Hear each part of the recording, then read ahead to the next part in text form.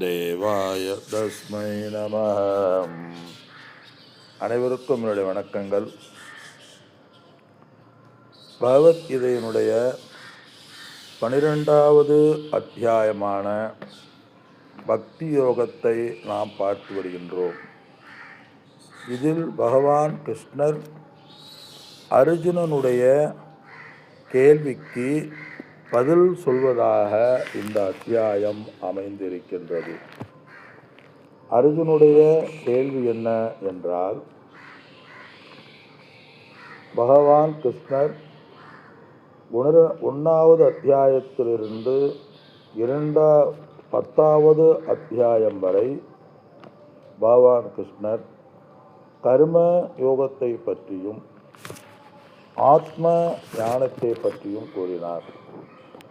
அதாவது, என்னுடைய நான் பந்தத்தினாலும் பாசத்தினாலும் துயரப்பட்டு இருக்கின்றேன். என்னுடைய துயரத்தை நீங்கள் போக்க வேண்டும். நான் உங்களை சரணடைகின்றேன் என்று அர்ஜுனன் கூறினார். சிஷ்யஸ்தேகம் சாதிமாம் துவாம் பிரபன்னம்.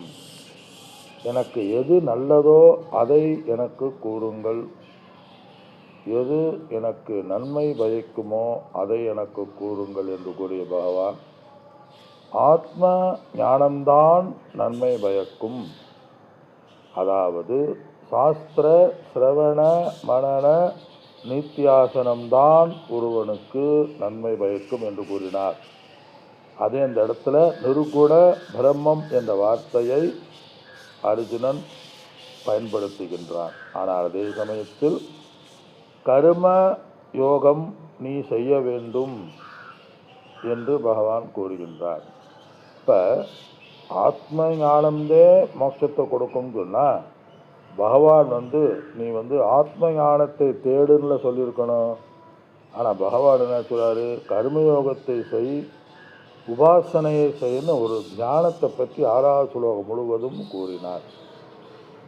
இதனுடைய அடிப்படையில் அர்ஜுனனுக்கு ஒரு சந்தேகம் வந்தது. பகவானிடம் கேட்கின்றான், கர்ம யோகத்தையும் செய்ய சொல்கிறீர்கள், தியானத்தையும் செய்ய சொல்கிறீர்கள். ஆனால் அதே சமயத்தில் நிர்குண பிரம்ம தியானம்தான் உயர்ந்தது என்று கூறுகிறீர்கள். அதுவே ஞானம் என்று கூறுகிறீர்கள். இரண்டையும் கூறுகிறீர்களே, இதில் எது உயர்ந்தது? ஏன்னா என்ன நீங்கள் கர்மத்தை செய்ய சொல்லுங்க. அர்ஜுனா, போரிடு, வெற்றி பெறு, உன் கடமையை செய் என்று கூறுகிறீர்கள். அதுவும் ஓரே கிம் கருமணி ஓரே மாம் என்றான். பூஜை ஜபனை செய்ய சொல்லலை. நீ கர்மயோகம் செய், சேவை செய்யும் சொல்லலை. எனக்கு நீ சேவை செய், இல்லை உன் குருமாரை சென்று சேவை செய்யணும் கூட சொல்லலையே. போரிடு, உயிர்களை கொல், தன்னை வளர்த்தவர்களும் ஆச்சாரியார்களையும் கொல் என்றளவா நீங்கள் கூறுகிறீர்கள் என்பது அர்ஜுனுடைய கேள்வி. இது இந்த ஸ்லோகத்தில் 1வது. 2வது பகவானுடைய பதில் எது உயர்ந்தது சுருக்கமாக கூறினால், கர்மயோகமும் விஸ்வரூப தரிசனத்தை ஒருவன் பார்க்கின்றான். 11வது அத்தியாயத்தில் எல்லா விருப்பு வெறுப்பு இன்றி அனைத்தையும் ஈஸ்வர சிருஷ்டியாக அந்த பரமேஸ்வரனாக பார்த்து தன்னுடைய கடமைகளை செய்கின்றான். அவன் மோட்சத்தை அடைவானா அல்லது நிர்குண பிரம்மனை அடைய செய்தவன் மோட்சத்தை அடைவானா? பகவான் கிருஷ்ணனுடைய பதில் 2, 3 ஸ்லோகங்களில் சகுண பிரம்மத்தை அடையவன்தான் உயர்ந்தவன். என்னிடத்தில் எனக்காக என்னையே நினைத்து கொண்டு கடமைகளை செய்வது மத்தானி சர்வபூதானி சொன்னார். என்னையே நினைத்து கொண்டு கடமைகளை செய்தவன்தான் உயர்ந்தவன் என்று கூறிய பகவான் அடுத்து 5வது 6வது ஸ்லோகத்தில், ஆனால் அக்ஷர பிரம்மமாகிய அனிர்தேசியமாகிய கண்ணுக்கும் இந்திரியங்களுக்கும் புலப்படாத சிந்தனைக்கும் எட்டாத அந்த அக்ஷர பிரம்மமாகிய நிர்குண தத்துவத்தை உபதேசிப்பவன் மோட்சத்தை அடைகிறான் என்று கூறினார். என்று கூறிய பகவான் நம்ம படிகளை பார்த்தோம். அப்போ இதிலிருந்து என்ன அர்த்தம்? 2வது அத்தியாயத்தில் ஆத்ம சாங்கிய யோகம், ஆத்ம யோகம், ஆத்ம ஞானம்தான் இந்த 2வது அத்தியாயத்தில் கூறப்படுகின்றது. ஆத்ம ஞானம்தான் உயர்ந்ததாக இதில் கூறப்படுகின்றது. ஆனால் இந்த இடத்துல ஆத்ம ஞானத்தை மோட்சத்தை அடைவா. அப்படி ஞானத்தை முடியாவிட்டால், அல்லது 3வது அத்தியாயம் கர்மயோகத்தை செய்யணும் பகவான் கர்மயோகத்தை பற்றி சொன்னார். அதை அதில் கூறுகின்றார். அதுவும் முடியவில்லை என்றால், நிர்குண பிரம்ம தத்துவத்தை விசாரிப்பதற்கு முடியவில்லை என்றால், நீ 4வது படி கர்மயோகத்தை நீ செய், விஸ்வரூப தரிசனத்தை நீ செய் அப்படிங்கிறார். அப்போ எதுக்கு? அதை செய்தால் நீ நிர்குண பிரம்மத்தை அடைவதற்கு தகுதியை அடைவா. அதையே செய்யும் சொல்லலை. நீ முடியலையா, கர்மயோகத்தை செய், சேவை செய்யும் சொல்லலை. இப்போ அதே நம்ம தப்பாக புரிகிறோம். எனக்கு சாஸ்திரம் படிக்க முடியல, அதனால் நான் சேவை செஞ்சாலே போதும்னு பகவான் சொல்லிட்டார். அப்படி சொல்லலை. நீ சேவை செய், அதன் மூலமாக நீ மனசுத்தியை அடைந்து சித்தியை அடைவான்னு பகவான் சொல்கிறார். சித்தியும் அவாப்பியதுன்னு 10வது ஸ்லோகத்தில் சொன்னார். நீ இப்படி செய்தேன்னா சித்தியை அடைவாய். ஏற்கனவே நான் சொன்ன மாதிரி 5வது படிக்கு வரணும்னா 4வது படி வரலும் வா. 4வது படிக்கு வந்துட்டேன்னா ஆட்டோமேட்டிக்காக நீ 5வது படி வந்துடுவ.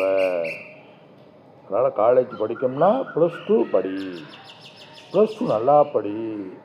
+2 இருக்க சொல்ல, +2 போதும், எனக்கு ஒன்றும் சரி வராது, சேவையே செய்கிறே, அது அப்படி பகவான் சொல்லவில்லை. அதை நாம் பயன்படுத்தி கொள்ள வேண்டும். அப்புறம் கர்மயோகமும் விஸ்வரூப தரிசனமும் என்னால் செய்ய முடியவில்லை, என்னுடைய மனநிலை விருப்பு ஆசைகள் இருக்குது, என்னால் ஒரு இடத்துல அமர்ந்து என்னால் உட்கார முடியவில்லை என்றால் பகவான் கூறினார், அந்த ஒரு இடத்துல அமர்ந்து உட்காருவதற்குரிய சாதனை அஷ்டாங்க அபியாச. ஒரு இடத்துல அமர்ந்து பழகு அப்படின்னு சொன்னார். அபியாசம்னா ஒரே இடத்துல இருந்து பழகு. ஒரே இடத்துல இருக்க முடியவில்லை, நினைக்க முடியவில்லை என்றால் நீ கர்மயோகத்தை செய். ஆசைகள் அதிகமாக இருந்தால் 3வது படி அபியாச யோகத்தை செய். அஷ்டாங்க யோகம் பேர். யமம் நியமம் பிராணாயாரம் பிரத்யாரத்தை செய் என்று பகவான் அதில் ஃபோக்கஸ் பண்ணார். என்னுடைய திருவடிகளை வணங்கி நீ அந்த காரியங்களை நீ செய்யு நம்ம சென்றதில் சிந்தித்தோம். 9வது அத சித்தம் சமாதாதும் ந ஸ்னோக்கே மயிஸ்திரம் அபியாச யோகேன சதா மா மித்தாப்தும் தனஞ்சய. நீ அதுவும் கர்மயோகமும் செய்ய முடியவில்லை என்றால் அபியாச யோகத்தினால் என்னை அடைவதற்கு தனஞ்சயனே நீ என்னை யோக பயிற்சியினால் என்னை அடைவதற்கு நீ முயற்சி செய். அபியாச யோகம் என்பது நம்ம மனதை ஒருநிலைப்படுத்துவதற்குரிய சாதனைகளை செய்து அதனால் வருகின்ற யோகம் அபியாச யோகம். அதே அதில் பொருத்தம். அதாவது மற்ற எந்த விஷயத்தை நம்ம நினைக்கிறோமோ அந்த விஷயத்தில் மனதை ஒன்றுபடுத்துதல், அது அபியாச யோகம் பொதுவாக சொல்கிறது. அதிலிருந்து வருகின்ற வெற்றி யோகம் அபியாச யோகம். எப்படி நம்ம பிடிச்ச காரியங்களை நம்ம மனசு ஒன்று செய்வோம்.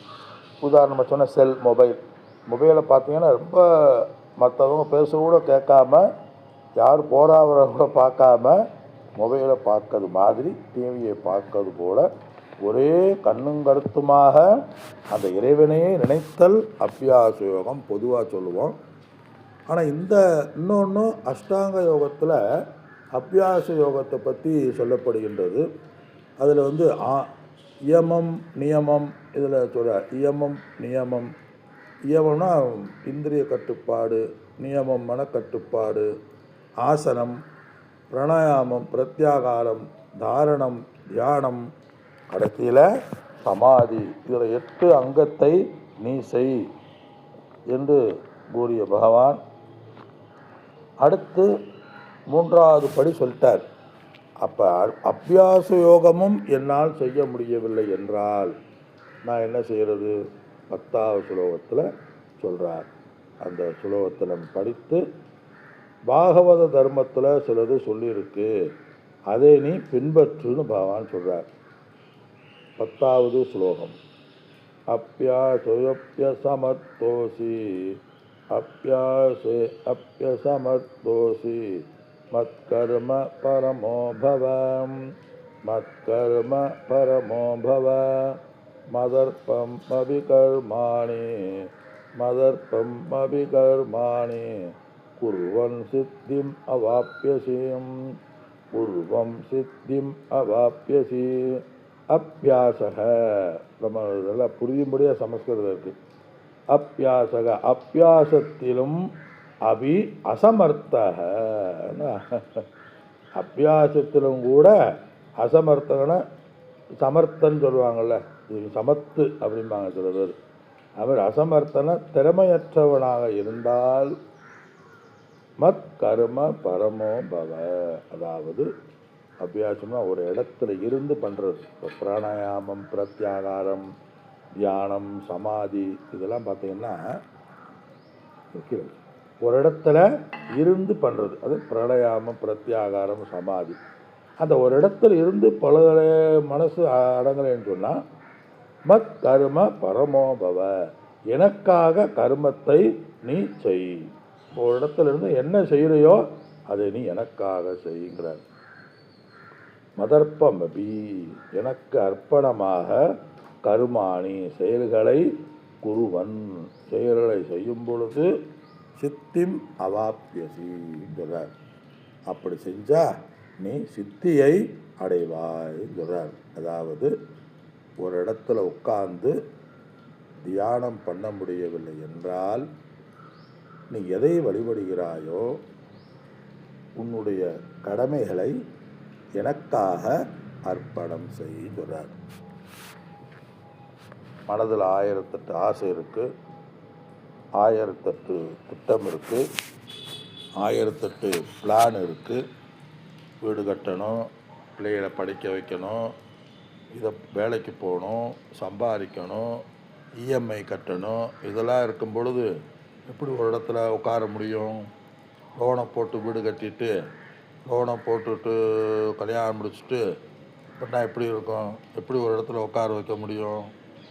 எனக்கு தெரிஞ்ச ஒரு சாமியும் கிரெடிட் கார்டில் பணம் எடுத்து பண்டாரா பண்ணாராம்.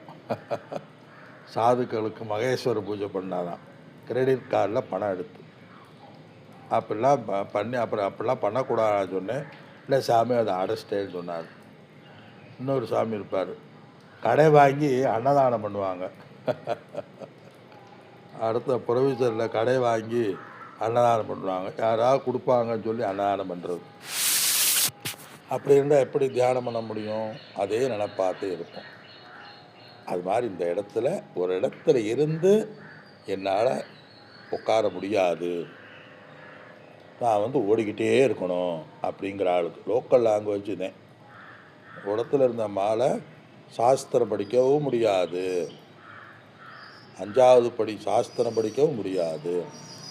அதே சமயத்தில் கர்மயோகமும் பண்ணி எல்லாத்தையும் ஈஸ்வரனாகவும் இப்போ உட்காந்து தியானம் பண்ணவும் முடியாது. ஆனால் அதே சமயத்தில் அபியாசமும் இந்திரிய பிராணாயாமம், தியானம், சமாதி பண்ண முடியாது. அப்போ என்ன அர்த்தம்? சஞ்சலப்படக்கூடிய உன்னுடைய மனம் சஞ்சலப்படக்கூடிய உன்னுடைய மனம் ஒரு இடத்தில் உட்கார்ந்து அமர முடியவில்லை என்றால் நீ எங்கெங்கெல்லாம் போகிறையோ, என்னையெல்லாம் செய்கிறையோ அதை நீ பகவானுக்கு அர்ப்பணமாக செய். அப்போ பகவானுக்கு அர்ப்பணமாக செய்யன்னு சொன்னால் அப்போ என்னுடைய விருப்பம்படி செய்யலாமா? அதுவே இல்லை. தர்மத்தை ஒற்றி உன்னுடைய சிந்தனையானது இருக்கும். தர்மத்தை ஒற்றிய செயல், தர்மத்தையே இறைவனாக காணுதல். உன்னுடைய சொற்கள், செயல்கள் அனைத்தும் தர்மத்தை ஒட்டியே போக வேண்டும். அது தர்மோ ரட்சிதோ ரட்சிதகன்னு சொல்லுவாங்க.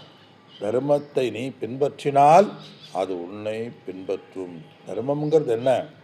இறைவனையே தர்மமாக பாவித்தல். அதாவது துரிதமாக செயல்படுவது, அதிகமாக செயல்படுவது கர்மயோகம் அல்ல. அதிகமாக திருடன் கூட அதிகமாக செயல்படுவான், பிஸ்னஸ்மேன் கூட அதிகமாக காரியங்களை செய்வான். அது காரியங்கள் அதிகமாக செய்கிறது கர்மயோகம் அல்ல. அந்த காரியங்களை இறைவனுக்கு அர்ப்பணமாக செய்தல், அந்த காரியங்களை அதர்மம் செய்வது கர்மயோகம் அல்ல. சில பேர் 4 பேர்த்துக்கு நல்லது பண்ணால் நம்ம தப்பு பண்ணாலும் தப்பு இல்லை அப்படிங்கிற லாங்குவேஜ் கூட இருக்குது, ஒரு படத்தில் கூட இருக்குது. அதனால் இந்த நம்ம சொல்கிறத விட சினிமா படத்தில் ஏதாவது ஒரு கருத்து சொன்னால் அது ரொம்ப எல்லாருடைய மனதில் பதிந்து விடுகின்றது. ஸோ திரைப்படம்ங்கிறது ஒரு மனதில் எல்லாத்துக்கும் ரீச் ஆகக்கூடியது. அதனால் அந்த காலத்தில் நல்லா இருந்துச்சு. ஹரிச்சந்திர புராணம், பட்டினத்தார், சம்பூர்ண ராமாயணம், காந்தியடிகளுடைய வாழ்க்கை வரலாறு, சத்தியவான் சாவித்திரி, நலதமயந்தி, சிலதெல்லாம் அந்த மாதிரி வந்துச்சு. திருவிளையாடற் புராணம், கந்தன் கருணை, இதெல்லாம் வந்துச்சு. நல்ல விஷயங்களை போதிப்பதற்காக திரைப்படமாக கொடுத்தார்கள். கல்வியா செல்வமா வீரமா சரஸ்வதி சபதம், இதெல்லாம் நல்ல கருத்துக்களை கூறுவதாக வந்துச்சு. இப்போ வருகின்ற திரைப்படங்கள் மனிதனை சிந்தனைகளை தூண்டுவதற்காக வருகின்றது. தர்மத்தை பற்றியோ பக்தியை பற்றியோ போதிப்பிக்கப்படுவதில்லை. பொழுதுபோக்கு சித்திரமாக மனிதனுடைய உணர்வுகளுக்கு இறை போடுவதாக அமைந்திருக்கின்றது. எப்படி தீ எரியும் பொழுது மேலும் மண்ணெண்ணெயெல்லாம் ஊற்றி துணியை போட்டால் என்ன செய்யும் அந்த தீ, அது மாதிரி ஏற்கனவே மனசு சஞ்சலப்பட்டு கொண்டு இருக்கும் பொழுது, விடை தெரியாமல் இருக்கும் பொழுது அதில் எண்ணெயை இதெல்லாம் போட்டு தண்ணீரை ஊற்றாமல் எண்ணெயை போடுது. தர்மமானது போதிக்கப்பட வேண்டும். எதை எடுத்தாலும் லவ் பண்ணுறது, சின்னவர்களை லவ் பண்ணுறது, இந்த மாதிரிலாம் வருது. அந்த மாதிரி இல்லாமல் எந்த செயல்களை செய்தாலும் தர்மத்தை ஒற்றியே நம்முடைய வாழ்க்கையை அமர வேண்டும். உன்னால் தியானம் செய்ய முடியவில்லை என்றால், அதனால் நம்ம நல்லா ஞாபகம் வச்சுக்கிறணும். ஒன்றொன்று விட்டுட்டு ஒன்றொன்னா பகவான் சொன்னாலும் நாம் அனைத்தையும் ஒரு சாதகன் செய்ய, அனைத்தும் தேவைப்படுகின்றது. நீ உன்னுடைய காரியங்களை நீ செய்யும் பொழுது 3வது படியில் இறைவனுக்கு அர்ப்பணமாக விருப்பு இல்லாமல் தர்மத்தை ஒற்றியே செய்ய வேண்டும். அதன் மூலமாக உன்னுடைய மனமானது அமைதியடையும். அதே சமயத்தில் நீ என்ன செய்யணும், காரியங்களை செய்து கொண்டு பொழுதே 3வது படியாகிய அபியாச யோகத்தை நீ செய்ய. இது 4வது படி சொல்கிறார். 3வது படி அபியாயாமம், நியமம், பிராணாயாமம், பிரத்யாகாரம், சிந்தனை செய்தல், தியானம் செய்ய வேண்டும், மூச்சு பயிற்சி செய்தல், இதுவும் நாம் செய்ய வேண்டும். ஆனால் அதே சமயத்தில் இஷ்டதெய்வ உபாசனைகளையும் நாம் செய்ய வேண்டும், கர்ம யோகமும் செய்ய வேண்டும். அதே சமயத்தில் முக்கியமாக 5வது படியான சாஸ்திர விஷயங்களையும் நாம் கேட்கப்பட வேண்டும். அதனால் அது எல்லாம் செய்ய வேண்டும். இப்போ என்ன சாதனைகளை சொல்கிறாரு, ஈஸ்வர கர்ம பலனாக நீ செய் சொல்கிறார். ஈஸ்வரனுக்கு அர்ப்பணமாக நீ செய். ஈஸ்வரன் இறைவன் பொருட்டு என்ற அந்த செய்யணுன்னா அது தனிப்பட்ட பக்தியின் வெளிப்பாடாக நீ செய்ய வேண்டும் சொல்கிறார். ஏன், இறைவன் பூரணமானவர், இறைவன் தர்மஸ்வரூபமானவர், இறைவன் மனநிறைவானவர் என்ற மனதில் புரிந்து இறைவனிடமிருந்துதான் நாம் வந்தோம், இறைவனே அனைத்துக்கும் காரணமானவர். நாம் பார்த்தோம், எல்லாத்துக்கும் காரணம் இந்த பஞ்சபூதங்கள். அந்த பஞ்சபூதங்களை படைத்தவன் இறைவன். அவனின்றி ஒரு அணுவும் அசையாது. அவனருளாலே அவன்தால் வணங்கி, இது மாதிரி கருத்துக்களை நம்ம இறைவனே இந்த உலகத்துக்கு இயக்குகின்ற இயக்க சக்தியாக இருக்கின்றார். உபாதான காரணம், நிமித்த காரணம் சாஸ்திரத்தில் சொல்லுவாங்க. இந்த இறைவனே அனைத்தையும் படைத்தவராகவும் இருக்கின்றார், அனைத்துக்கும் நிமித்தமாகவும் இருக்கின்றார். அப்படின்னா என்ன?